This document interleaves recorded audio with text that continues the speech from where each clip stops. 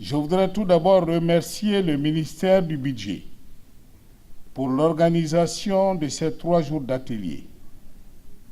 Je voudrais féliciter particulièrement Monsieur le ministre du Budget pour son engagement dans l'esprit et la conduite de la politique de réforme budgétaire dans ce pays. Je voudrais vous dire, Monsieur le ministre, ce n'est pas sans raison, j'aime vous appeler grand soldat. Vous êtes en effet le soldat sur le front de la réforme économique. Je félicite également l'ensemble des parties prenantes de l'initiative africaine concertée sur la réforme budgétaire qui est résolument engagée à impulser une véritable dynamique de réforme dans la conception et la mise en œuvre des politiques budgétaires en Afrique. Il convient par ailleurs de saluer, au nom de son Excellence, Monsieur le Président de la République, la participation active des parties prenantes aux travaux de ces 3 jours, en particulier nos partenaires de la société civile. Cet esprit d'ouverture et cette disponibilité fixent les contours d'un partenariat nouveau devant engager pouvoir public et société civile dans la dynamique de l'amélioration notable des mécanismes de pilotage des finances publiques. En effet, le défi majeur qui se pose aux économies africaines aujourd'hui est celui de répondre aux besoins sans cesse grandissants et pressants du financement de leur développement. La pluralité des opinions exprimées lors des travaux témoigne de la volonté commune de concertation et de dialogue pour appréhender dans les conditions optimales les défis de la réforme des finances publiques en Afrique, notamment en Afrique subsaharienne.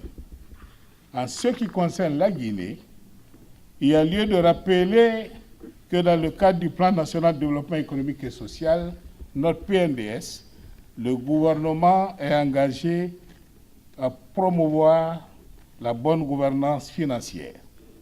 Cela implique notamment d'introduire une plus grande transparence dans la gestion des finances publiques. Nous voulons construire avec la société civile guinéenne, dans le cadre de ce partenariat nouveau, un système de gestion financière publique plus efficace, plus transparent, plus efficient au bénéfice de nos concitoyens. En effet, la société civile est impliquée ou sera impliquée dans la conception des stratégies et la mise en œuvre des politiques publiques visant à optimiser les finances publiques. La société civile est le meilleur relais auprès des populations pour informer, motiver et susciter l'adhésion populaire aux réformes. Un tel partenariat est particulièrement important dans le contexte de nos pays, où les résistances à la réforme peuvent être fortes, car les bandits à col blanc, suffisamment organisés pour bloquer ou freiner les différentes initiatives de réforme, ne dorment pas. Mesdames et messieurs, chers participants, j'ai noté avec intérêt que vous avez passé en revue une variété de thématiques relativement intéressantes, entre autres la relation entre les logiques de transparence et de participation, les capacités des organisations de la société civile à s'impliquer dans le processus budgétaire, le suivi, le contrôle et l'évaluation d'un budget. Je puis vous assurer que mon gouvernement est engagé à poursuivre avec détermination la réforme des finances publiques en Guinée. Qu'elles se rapportent ces réformes à la politique budgétaire ou qu'elles concernent la problématique spécifique de la mobilisation des ressources internes, les réformes sont indispensables pour libérer le pays des entraves qui freinent son développement. Certains d'entre vous s'en souviendront, dans ma déclaration de politique générale devant la représentation nationale, je me suis engagé au nom du président de la République à concevoir et mettre en œuvre une véritable révolution fiscale en Guinée. Je remercie M. le ministre du Budget d'être engagé avec moi dans cette dynamique. La nouvelle mission d'appui à la mobilisation des ressources internes, MAMRI, est la transcription de cet engagement.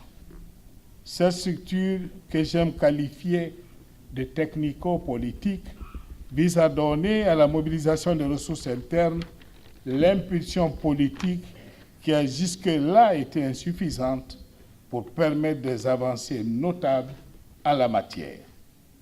L'objectif que le gouvernement s'est fixé est d'atteindre un niveau de mobilisation des ressources internes de 20% du produit intérieur brut, conformément aux recommandations de la conférence d'Addis Abeba de 2015, contre un niveau actuel de recettes fiscales à peine de 13,5, ce qui est très en dessous de la moyenne sous-régionale estimée autour de 18%. Mesdames et messieurs, chers invités, je voudrais attirer l'attention des uns et des autres sur la cohérence globale des actions que je viens de mentionner. L'ambition du gouvernement est de conduire avec détermination la modernisation et l'assainissement de nos finances publiques.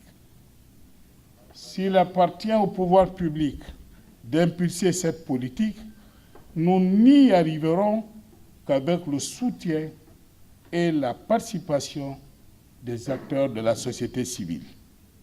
Aussi, demanderai-je à tous les acteurs de jouer pleinement leur rôle afin que nous puissions exécuter de façon coordonnée les programmes de réforme engagés, notamment en termes de transparence budgétaire et en matière de lutte contre la corruption, conformément aux engagements contenus dans mon discours devant la représentation nationale. Le gouvernement entend intensifier les dispositions de formation, y compris la formation des journalistes, de la société civile, afin de renforcer les capacités professionnelles et l'intégrité de ceux qui agissent au nom et pour le compte de l'État ou ceux qui agissent au nom ou pour le compte des populations.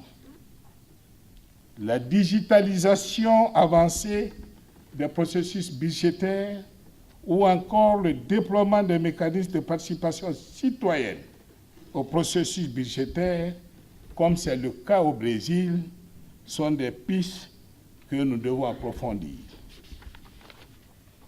Par ailleurs, la collaboration avec la société civile internationale nous semble indispensable aujourd'hui.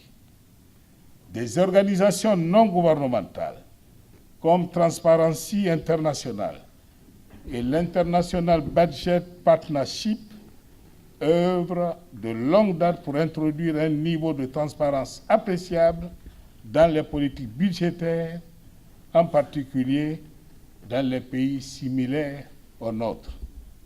Cette logique de partenariat concerne également les rapports entre les administrations africaines. Je demande au ministre du Budget de bien vouloir prendre les dispositions nécessaires pour rendre effectif le projet de jumelage entre la Direction nationale du budget de la Guinée et la Direction générale du budget du Bénin. Nous savons d'ores et déjà pouvoir compter sur l'appui de l'initiative africaine concertée sur la réforme budgétaire, CABRI.